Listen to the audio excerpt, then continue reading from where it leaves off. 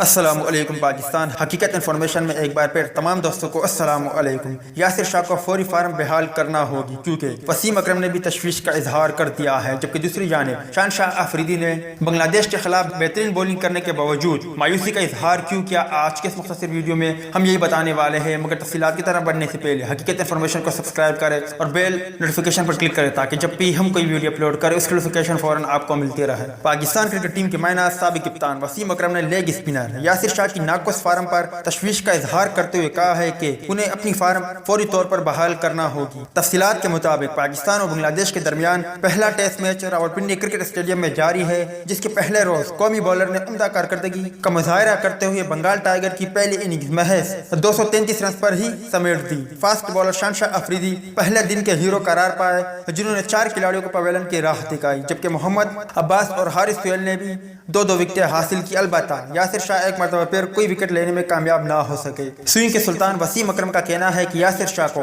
اپنی کوئی بھی فارم فوری طور پر واپس حاصل کرنے کی اشد ضرورت ہے، کیونکہ ہم نئی گیند کے ساتھ تو وکٹیں حاصل کر رہے ہیں، لیکن یہ بہت ضروری ہے کہ اسپنر بھی پرانے گیند کے ساتھ اتنے ہی کارآمد ثابت ہو۔ شہنشاہ افریدی نے ٹیسٹ میچ میں آخری مرتبہ 5 وکٹیں لینے کا اعزاز سری لنکا کے خلاف ٹیسٹ میچ میں حاصل کیا تھا اور 77 رنز کے عوض 5 کھلاڑیوں کو پویلین کی راہ دکھائی تھی۔ تاہم بنگلہ دیش کے خلاف پہلے اننگز میں وہ یہ اعزاز صرف 1 وکٹ کی کمی سے حاصل کرنے میں ناکام رہے۔ ان کا کہنا تھا کہ بنگلہ دیشی ٹیم بھی یہاں آ کر کرکٹ کھیلنے آئی ہے اور یہ بدقسمتی کی بات ہے کہ ان کا آخری کھلاڑی رن آؤٹ ہوا۔ بہرحال یہ گیم کا حصہ ہے۔ تو دوست یہ تھی وسیم اکرم، یاسر شاہ اور شہنشاہ افریدی کے حوالے سے کچھ اپڈیٹ۔ امید کرتا ہوں آپ کو پسند آئی ہوگی۔ اس اپڈیٹ کے متعلق اپنی رائے کا اظہار کمنٹس باکس میں ضرور دیں۔